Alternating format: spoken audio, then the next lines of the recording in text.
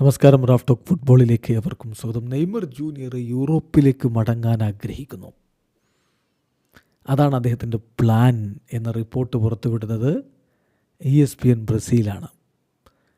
Neymar junior നമുക്കറിയാം, ഇപ്പോൾ അൽ ഹിലാൽ വിട്ടു. 32 വയസ്സാണ് അദ്ദേഹത്തിന് ഇപ്പോഴുള്ളത്. ഏതാനും ദിവസങ്ങൾക്കകം 33 വയസ്സാവും.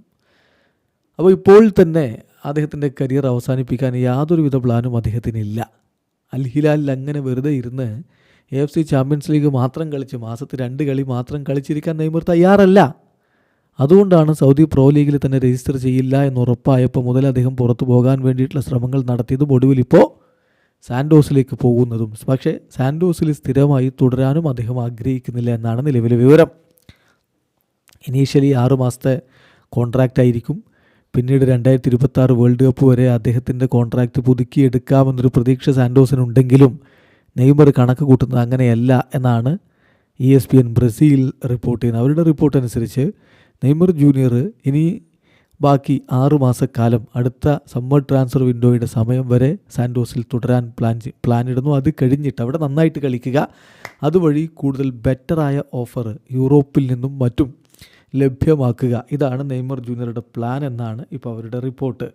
അപ്പം നമുക്ക് ആ റിപ്പോർട്ടിൽ പറയുന്ന കാര്യങ്ങളൊന്നും എടുത്തു നോക്കാം. അദ്ദേഹത്തിൻ്റെ സാൻഡോസിലേക്കുള്ള മടങ്ങി വരവിൽ ബ്രസീൽ സ്റ്റാർ ഉദ്ദേശിക്കുന്നത് 6 മാസത്തെ ഒരു കോൺട്രാക്റ്റാണ്. കോൺട്രാക്റ്റ് 6 മാസത്തേക്ക് വാലിഡ് ആവുന്ന ഒരു കോൺട്രാക്റ്റ് സൈൻ ചെയ്തിട്ടെത്താനാണ് ബ്രസീൽ സ്റ്റാർ ഉദ്ദേശിക്കുന്നത്. അക്കോർഡിംഗ് ടു ESPN അവർ പറയുകയാണ്, അവർ മനസ്സിലാക്കിയ കാര്യം വെച്ച് പറയുകയാണ്, ഈ കോൺട്രാക്റ്റിൻ്റെ ലെങ്ത്ത് എന്ന് പറയുന്നത് 6 മാസക്കാലമായിരിക്കും. അവിടെ നന്നായിട്ട് കളിക്കുക.